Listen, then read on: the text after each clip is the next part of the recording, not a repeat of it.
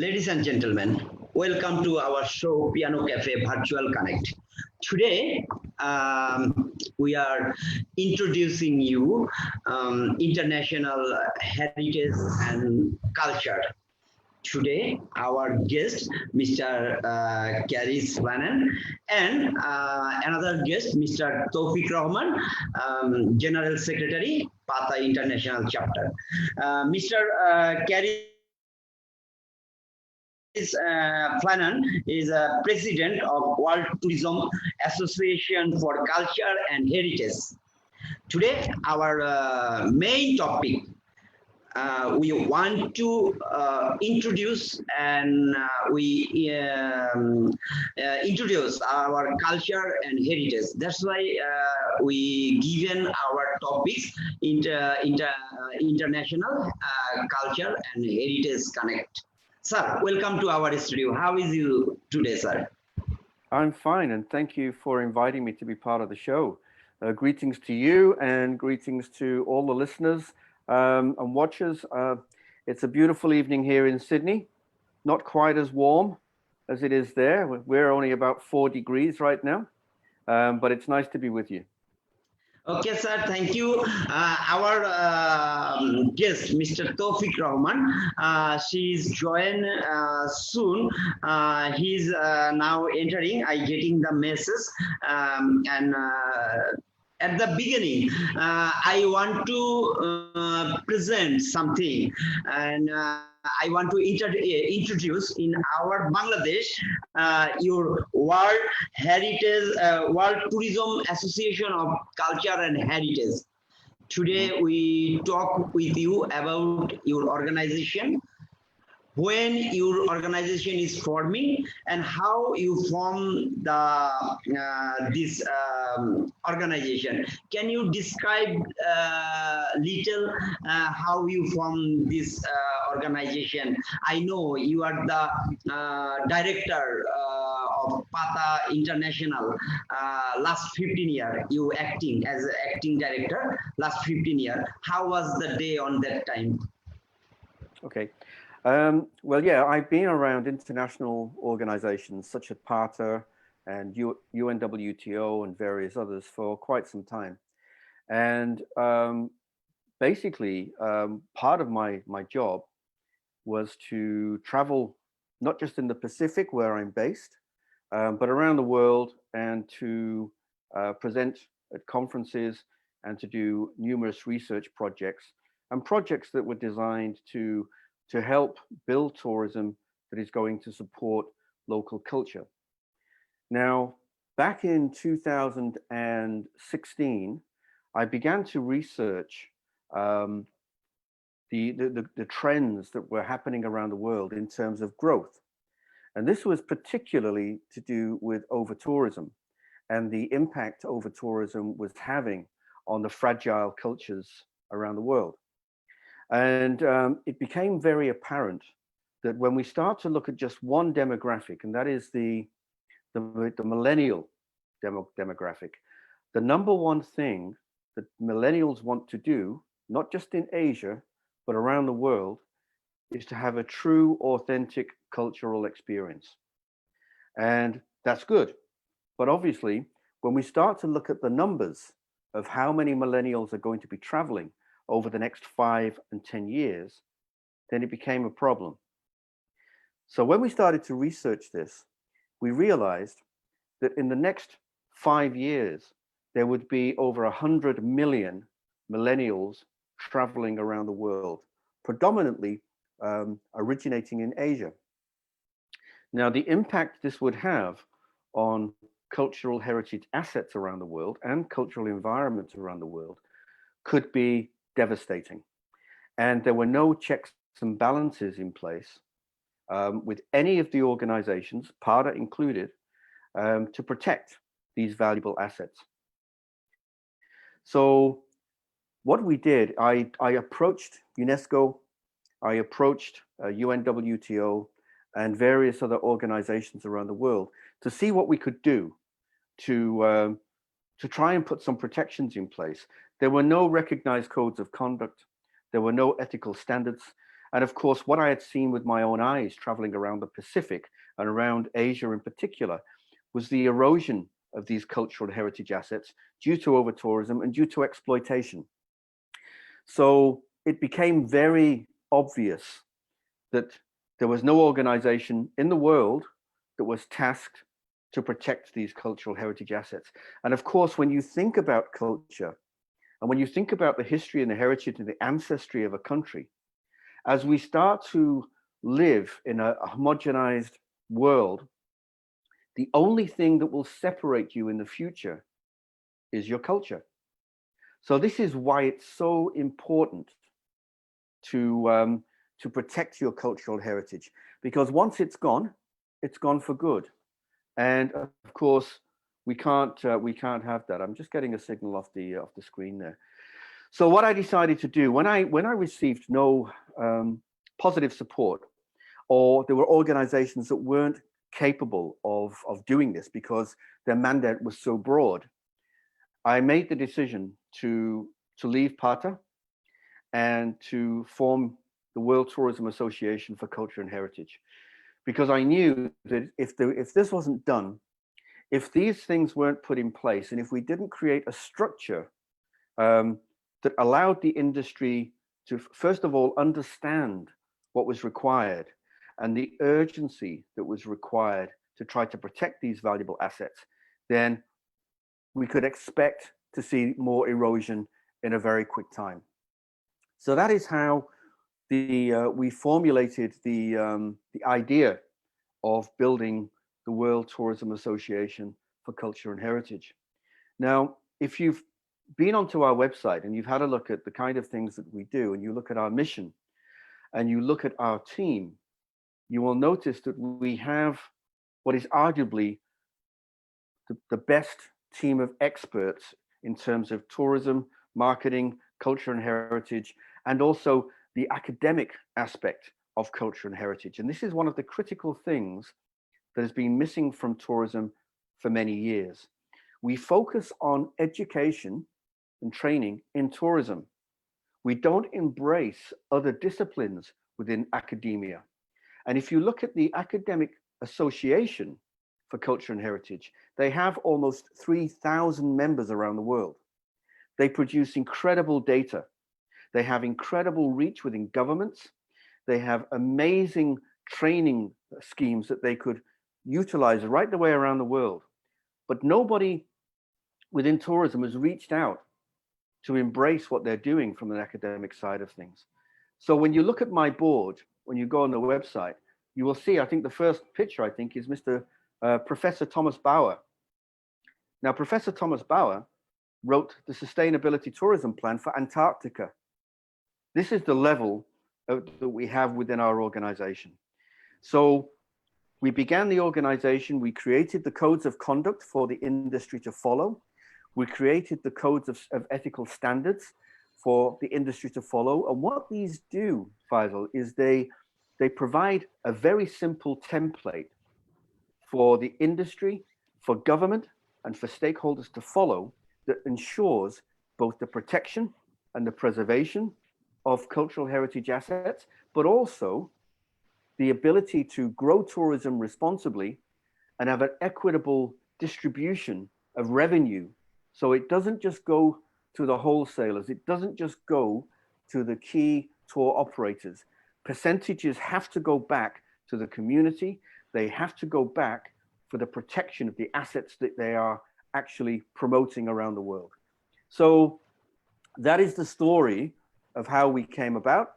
And I'm pleased to say we've now been around for almost 3 years now, and we're growing every day. Sir,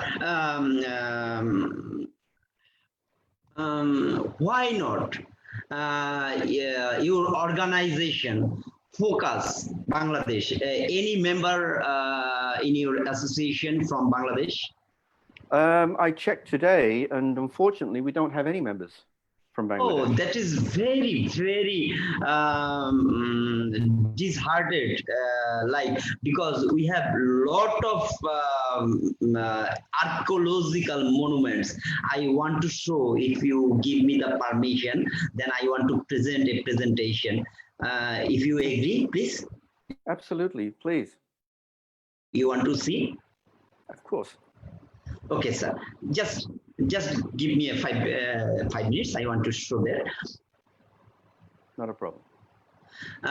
The hidden history of Bangladesh heritage and culture. Heritage City Bangladesh, present by Faisal Razu, CEO, Piano Island Tours and Travel.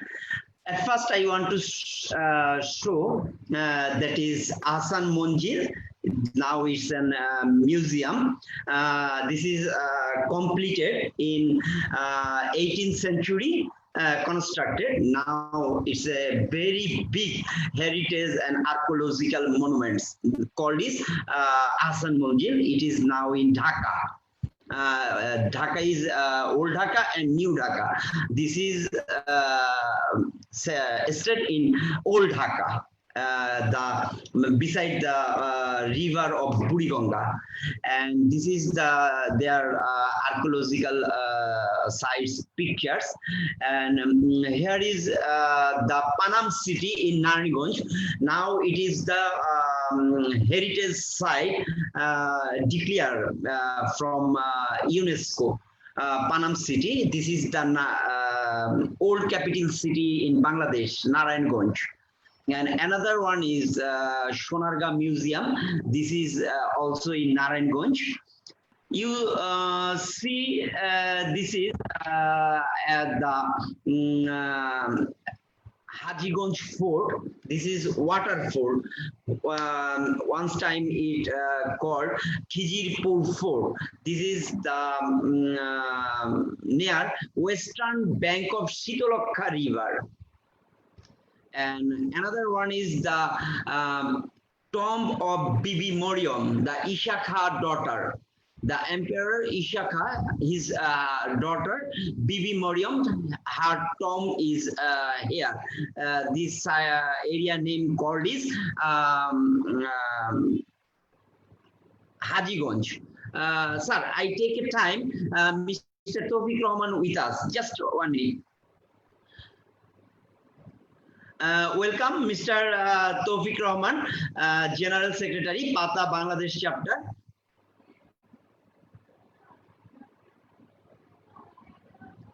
And he's just entered. And another thing, this is the Sonakanda Fort. This is also the water fort. It is the eastern part of river Shitalokha. And another thing I want to show, this is the Shahi Masjid. This is also in Narayanganj. And you see, this is Adam Mosque in Munshiganj. And there is the Ghoshal Bari Radha Krishna Temple. It's also in Munshiganj. And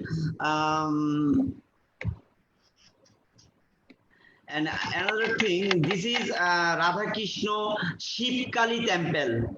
You see this is 100 years old temple. And another thing, this is the Mughal Munshiganj. This is called Idrakpur Fort. This is also in Munshiganj. And another thing, this is the Buddhist statue found Nateshwar. This is also in Munshiganj. This is the Buddhist 1,000 years old Nateshwar. And here is the Nagor Kasbah. This is area name is Mir Kadim. And another thing, there is Chaudhuri Bari Mott. This is in Munshiganj also. In this side, Bangladesh have a lot of these archetype monuments. You see, this is Nateshwar Buddhist civilization. There is the, you see that. I described something in here. and this is in Faridpur, the Kanaipur Sikhdar Bari. This heritage site name is Kanaipur Sikhdar Bari, and that is also in Shariatpur. Also, it's almost gone. No way, we cannot. This is in Moinamoti, Shalbon Bihar, Kumilla. And here is Chattogram, Wire Cemetery in Bangladesh, you know, maybe. And this is also a multi-dome Jame Masjid. This is in Chandanpura, Chittagong.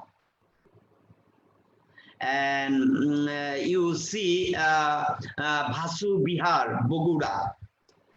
And you also see this, this is the small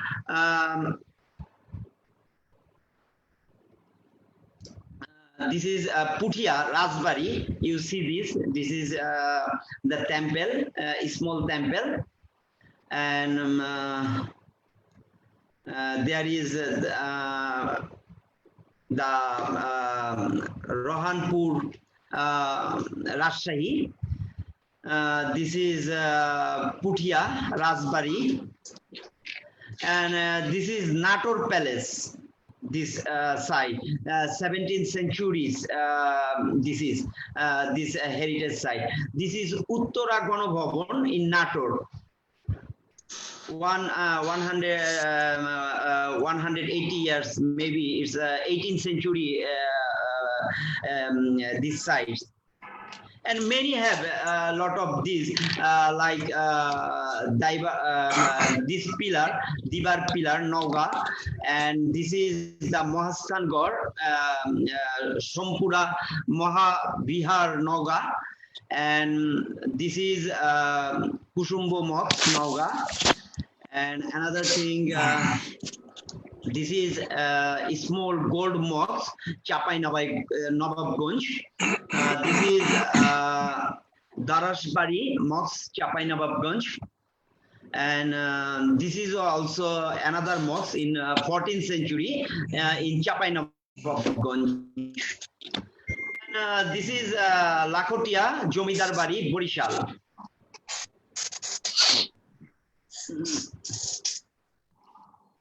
This is Sripur, and this temple also in Pabna, Jor Bangla, this name is. And there is the Jomidar Bari, Pirojpur. Most of are is this type. This is Shad Gumbuj 60 dome mosque. And this is the another same thing, and here is the Hati Kumar Navaratna temple. This is in 17th century heritage site. This is the small presentation for our audience, and I want to give it thank you for presenting. Now I introducing the our PATA Bangladesh General Secretary, Mr. Taufiq Rahman. Taufiq Rahman, welcome to our studio, Piona Cafe Virtual Connect. How is you, sir, today? Thank you. Thank you very much. Sorry, I was disturbing with my internet, connectivity. Unfortunately, in Dhaka it's raining, so I'm sorry for that. Yeah, please continue. I'm very happy to be with your show. Sir, I want to introduce Mr. Flynn. She's the ex-15 years director in PATA International. Now he formed the World International Tourism Association of Culture and Heritage. And I know in Bangladesh, you start the heritage tourism. So our topics is introducing our culture and heritage, because Mr. Flynn is a very good guardian of mine. She is very helpful for us. How we introducing our culture and heritage? Let's discuss today. We Okay. very few I present. This is not much more, but you have lot of idea for that. So if you continue Okay. with the president of the World Tourism Association of Culture and Heritage, then it is more familiar. Thank you, sir. Oh, okay. Thank you very much, Mr. Chris Yes, hi. Flynn. Okay. Flynn. You're based in Australia, I guess, right? In Sydney. Mm-hmm. Okay, in Sydney. Okay, one of my maternal uncle is living in Sydney from the last 30 years. However, Oh, wow. I'm in this industry from the last 27 years actually, and I'm basically an inbound tour operator. My main market is actually Europe. So UK is actually my main market, though I'm receiving a small amount of tourists from Australia as well. Australia, US, Canada, New Zealand. And what I have seen that because of the demographic situation, my clients are mainly senior citizens. In tourism world, we called it experienced traveler. I mean, my tourist minimum age is 60, and I got one lady, she was 94 years old, you know. So those who are actually 60, 70, 80, they actually prefer Bangladesh as their holiday destination, and they're very experienced. So it is sometimes very difficult for our guide to guide them, you know, because you have to provide the correct information, the exact information, because before coming to Bangladesh or any destination, they start reading, you know, in the information. So if you can give them a wrong information, immediately they said, oh, no, you are wrong. You know, the information is like that because we have studied, you know, in these things, you know. So what is my experience is that because they are experienced traveler, they're senior citizens, so their interest is not like a tourist of 30 years or 40 years. They actually prefer, firstly, in Bangladesh, their main attraction is culture, heritage, you know, archaeology. This is their main product. And number two product is they wanted to see the life and lifestyle of the people, you know, how they live with, you know, for example, in our northern part of Bangladesh, in Dinajpur, I'm sure Raju has shown you these things. There is a temple. There is a ornamental terracotta temple, which you'll see in India or in Nepal, some other destination, you know. So whenever we brought them to this destination, they visit this. They said, okay, fine, it's really good, nice terracotta, something like this. But when we brought them to a nearby school where the small children greet them with their own culture or maybe a dance or a music, you know, so they actually like these things more than this destination, more than this archaeological part, you know, and they go and sit with the children. They brought so many pencils, chocolates, color pencils, and distribute to them. And they are telling to the students, you know, and our guide that we are now thinking our life about 30 years before or 40 years before, you know, and we were lucky enough that we had a good opportunity to study over there, but they are, you know, so poor. So they are actually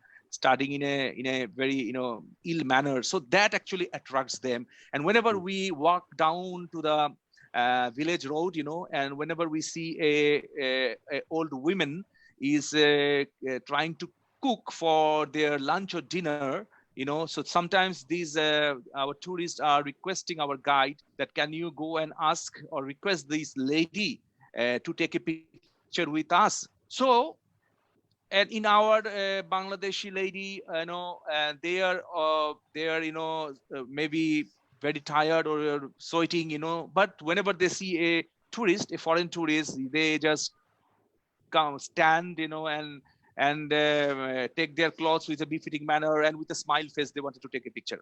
So what actually I wanted to say that the life and lifestyle of the people, how our farmers are working on the field, how they pluck these tea leaves from the tea garden, where they are living, how they are cooking, you know, that actually attracts our tourist more than a destination. So that is our belief. And if I'm talking about the archaeological part or the cultural part, you know, we have so many festivals in Bangladesh, you know, so many festivals. I mean, within 12 months, we have maybe 15 festival or 20 festival. I mean, every month we have a festival, and we have a 6th season. In other country, you have a 4th season maybe, but we have a 6th season, and every season we have a different culture, different music, different costume, and different thing. And we have ethnic minorities group also. We have a 43 different types of ethnic minorities group. They're living mainly in hill tracts area, Chittagong hill tracts area, and they also have their own lifestyle, own culture, and everything. But from the heritage point of view or archaeology point of view, many people actually don't know that Bangladesh got the single largest Buddhist monastery in the world. Single largest Buddhist monastery in the world, which is called in Paharpur, is called Somapura Bihara, which is the northern part of Bangladesh near the Naugat district, and it is built in 775. In the year of 775, and in that time, in the whole Indian subcontinent, we had 3 universities. We had 3 universities in the Buddhist universities. I'm talking about 7th or 8th century, and out of 3, 2 were in Bangladesh, and one is in Bihar, in Bodh Gaya, Nalanda. Nalanda. So there is one in Nalanda, and 2 were in Bangladesh. One is the Paharpur, another one is the Basu Bihara, which is also near Bogura, So in 7th centuries, or 8th centuries in Bangladesh, we had 2 universities. So far my knowledge goes, the first university in Europe, it was in Italy, so far I understand, and it was in 10th century. So far I guess. So this region actually was very, popular, very, important, especially the Buddhist period, because in our history says that we had a Buddhism first until 11th centuries, and after 11th centuries we have Hinduism, and 12th centuries or 13th centuries onward we have Islam. So that's why whenever you do the excavation still in the Buddhist area, you'll find the coins from 7th centuries or 8th centuries or 9th centuries. So that was the Buddhist period, and also we got the coin from Hindu period until 11th century, 12th century, and then we got of course the Islamic century region, which is actually starting from 12th century onwards. All these Islamic people, they came from either from Afghanistan or from Turkey or from Iran, something like this, or Persia or something like this, But, that's why in Bangladesh, our culture is melted with so many diversification, so many cultural heritages. I mean, in Bangladesh, we have a more than 500 different types of Buddhist attraction, Buddhist stupa, more than 500. That is as per the archaeology department's, calculation, not for us, So more than 500 Buddhist monasteries still in Bangladesh, and we have 2-3 big monasteries like what I'm talking about, this Paharpur, which is almost 11 hectares of land. It's a huge land, 11 hectares of land, and one central stupa in between. Okay, so that's why the historians are guessing that is the largest in the Himalayas region, and also the single largest in the Buddhist monastery. Then we have another attraction is Mahasangad, which is nowadays they found is 3rd century BC. Okay, so 3rd century BC, a fort actually built, and which is still in Bangladesh. Recently, one historian from a university, he actually found another old attraction, which is called Wari Boteshwar, which is just 2 hours drive from Dhaka. And he has shown that it is actually 4 to 5 centuries BC old, almost similar to the Harappa and Mohenjo-daro in Pakistan. In Pakistan, Harappa and Mohenjo-daro, which is also 4 to 5 centuries. So in Bangladesh also, he found one place is called Wari Boteshwar, which is also 4 centuries. So what I'm trying to say, that is actually the real product for Bangladesh. I mean, if we wanted to sell or package the tourism product for our senior citizens, for our old people, for our experienced traveler, because if I'm talking about the beach, why the people will, European or the Australian people will come to see the beach in Bangladesh? You have plenty of beach in your country. So our beach is not so important, so you can see the beach. So you can see the beach anywhere, but we try to promote the people, life and lifestyle of the people, and also archaeology and culture. Yes, you wanted to say something. So Yeah. Yeah, So thank you, sir. Yeah. Yes, Mr. Flynn. so yeah, the presentation I just saw, and from what you just said, you're incredibly rich in terms of archaeological and heritage sites. And of course, you're quite right in what you're saying, that the older demographic, the grey nomads, not only do they have more money and more time, but of course they have time to research. They're actually the most active online of any demographic. So they will research wherever they want to go. They spend more when they want to go. And as I say, they have more time to spare. But I was saying before you came on that the other demographic that you need to be aware of, and the one that convinced me to begin this organization, was the millennials. The research suggests that over the next 5 years, over 100 million millennials will be traveling around the world. And by far, the number one thing they want to do, both in Western and Eastern psychology, is to have a true, authentic cultural experience. So this is the latest demographic. Now, the other interesting thing that we need to focus on is with COVID-19, the motivations and the opportunity to travel are going to change. They've already changed. And my own organization, for your listeners, if you want to go onto my website and have a look, and will you be posting the website information, Faisal? Because we ran a 12 episode series of international experts talking about how to transition and what will be the trends when we transition out of COVID-19. And the big thing here is that the authenticity of products, the authenticity of a destination is going to be the paramount as we move forward. Because what people have finally come to terms with or are not going to accept anymore is if the promise doesn't meet the experience.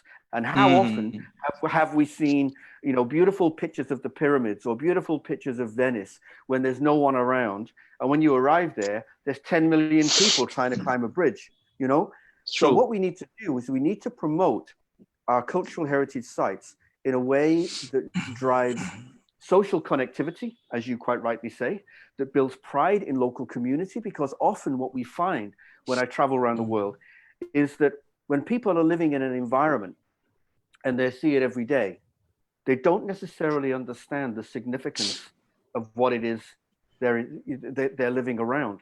Whereas someone like me, or someone someone else who's interested in archaeology and ancient history, will find these things fascinating. So by building this connectivity with the custodians, the people who take care of these heritage sites, and by developing the right codes of conduct, the right ethical standards that will allow them to take a percentage of the revenues that are earned. So often I see tour companies and groups around the world that just give nothing back to local communities. So now it's about sharing. Now it's about building pride. And of course, when you welcome tourists into your family, into your society, into your social group, then the experience becomes richer. And as we know, one of the big things about the older demographic is they share everything, whether that's face-to-face or today it's online. I have friends around the world who are posting stuff all the time, and this builds a better quality of tourist. It builds a better quality of visitor that's going to visit Bangladesh. But can I ask you, as you're a tour operator specializing in this field, does the government and do the local authorities really understand the significance of what they have in terms of protecting and preserving these incredibly valuable sites? Because if they don't, of course, once it's gone forever.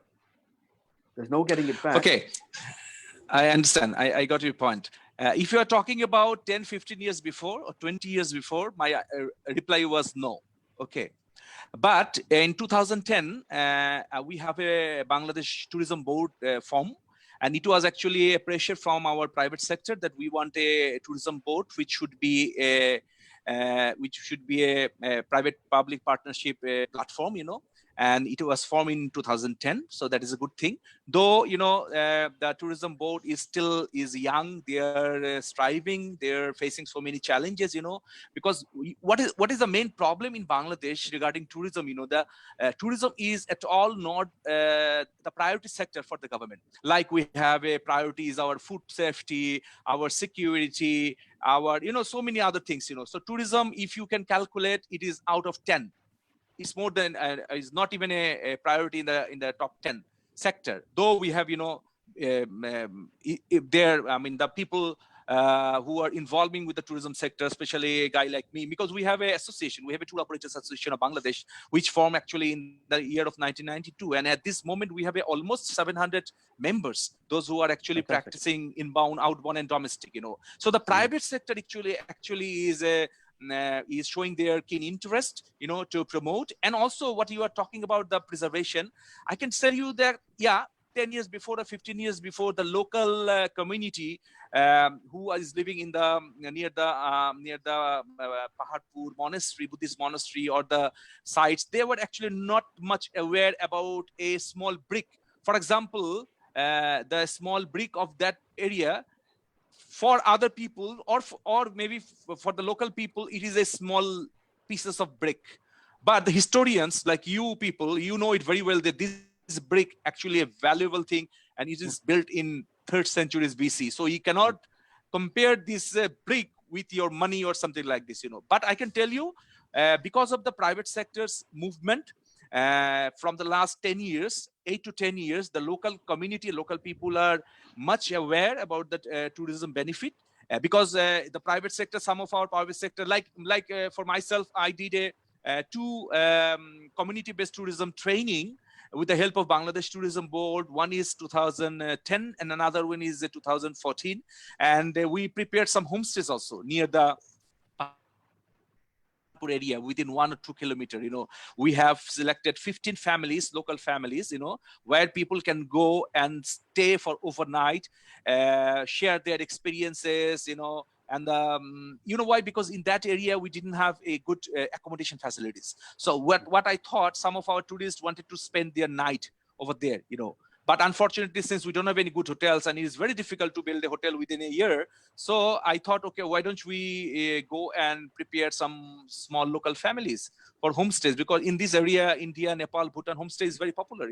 So it is still there, and the local people now much more aware, because they know that if the tourists will come, if they preserve their property properly, maintain their property properly, then the tourists will come. And if tourists will come, they can be working as a guide, they can open a restaurant, they can open they can buy a rickshaw, they can open a souvenir shop, something like this. But I can tell you that it is not significant, it is not enough, Unfortunately, we have these 14 or 15 homestays family, but because we don't have much tourists, so we cannot support them in the whole year. And our tourism is unfortunately is only for 4 or 5 months, only for the winter season. We start from October until February or March, and other than that 6 months. For example, now, because COVID, of course, but usually this month is our off season. From April to September, October is our off season, So in that period, usually we prepare ourselves, prepare our marketing plan, promotional plan, blah, blah, so many things. But, I'm sure that government is also have some plan to do some training program for the local communities for preparing their guide and so on.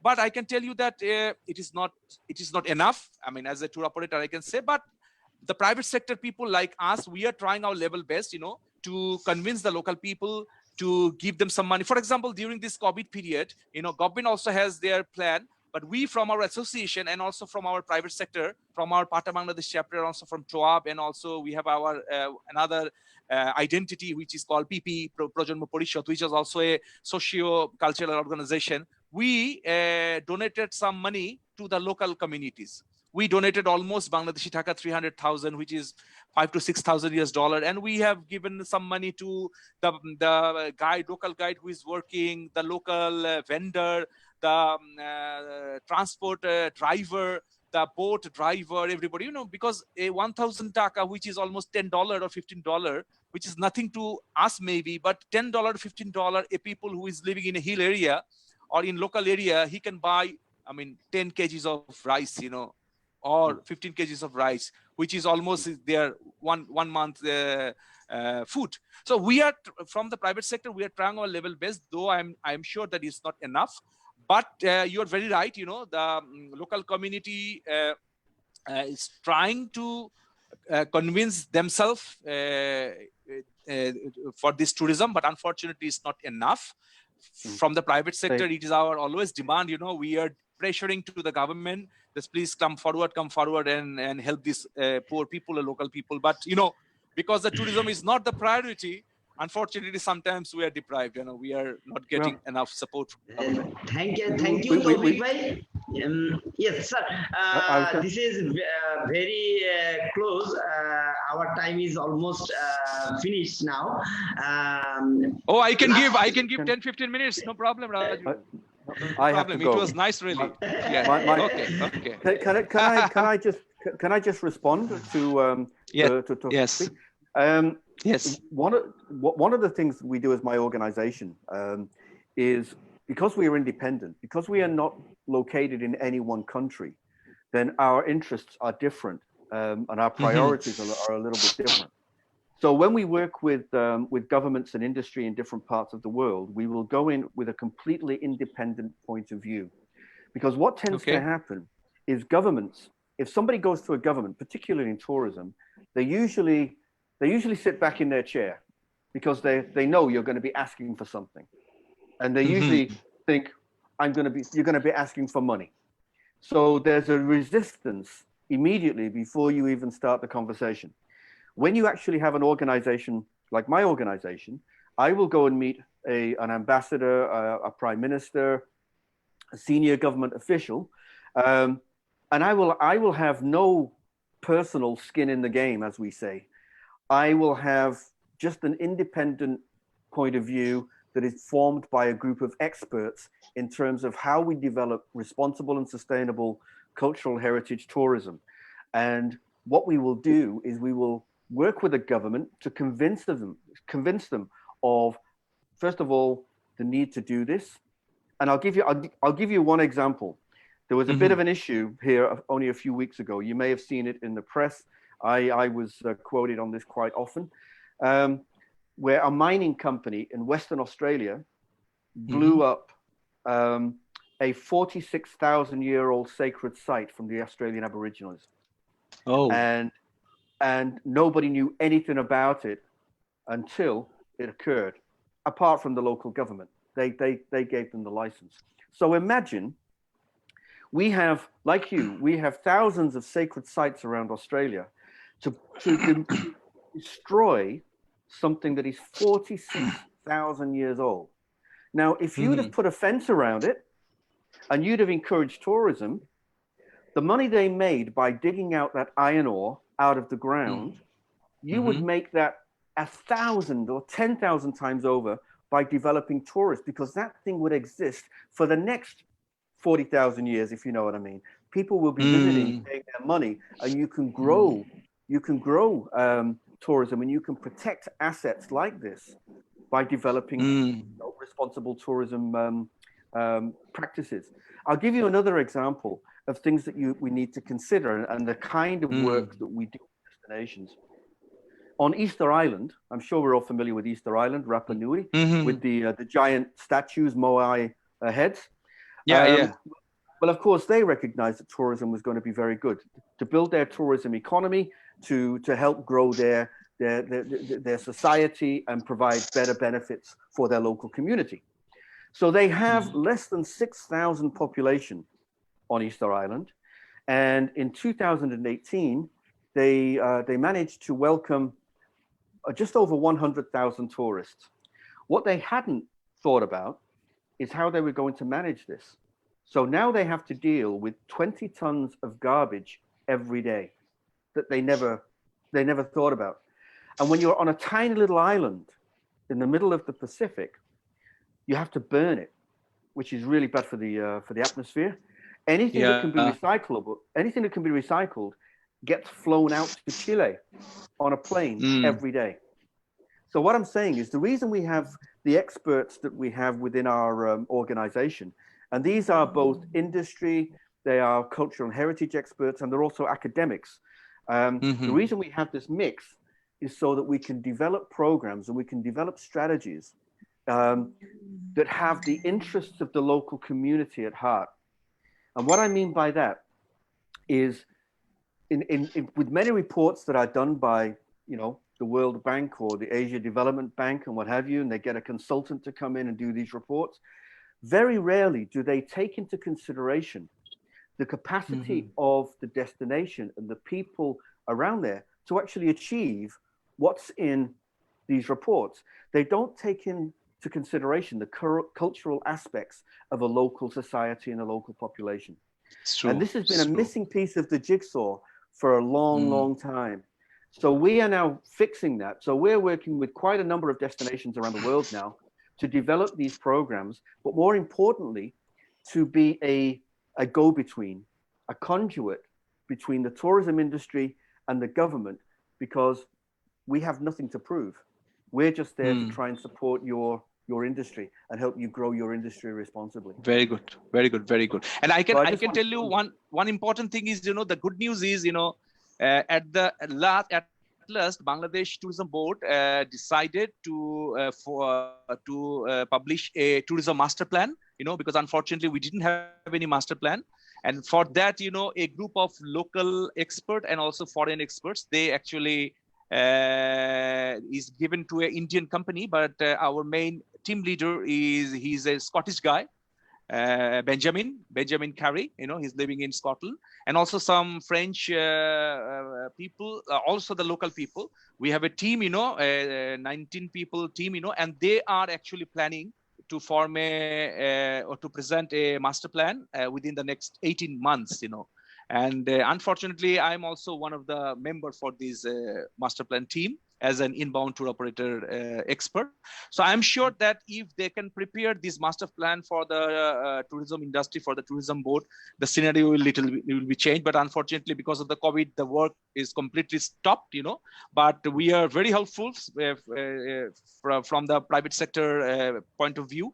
We are actually looking for this master plan. I am sure that if we can implement within 2 years this master plan, tourism scenario will definitely change. But I'm really interested through Mr. Raju to work with your organization, how the Bangladeshi private sector can engage with your organization, association, so that we can share our experience, and mutually we wanted to benefit from your side.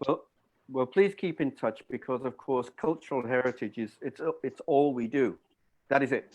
And that comes from no problem. Here. So we will go definitely through my younger brother, Mr. Raju. No problem. Okay. All right. I have to go. One last thing, Taufiq. I am not actually Australian. I'm from Manchester in England. So, you know. Oh, okay. So I'm working with so many good UK company like Cox and Kings UK, Explore, Exodus, Wild Frontiers, blah, blah, blah. Oh, good. I'm happy. Okay. Send me an email. I have some contacts. Okay. I will. Thank you. Okay, thank you, sir. Thank you, Chris. Presenting our show. Viewers, for today, we want to say goodbye.